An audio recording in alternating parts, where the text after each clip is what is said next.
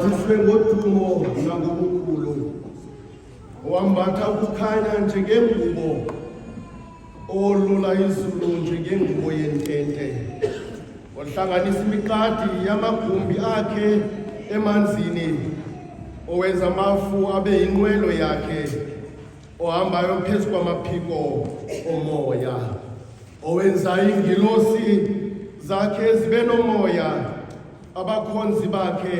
babe ngumlilo odangazelayo wamisa umhlaba phezu kweziseko zawo uze ungashukunyiswa kude kube ngunaphakade. Masiyindulule le nkonzo sicula kunye iculo 278 Nkosi sihlangene kuyo indlu yakho iza nawe sesingene ebusweni bakho 278 Nkosi sihlangene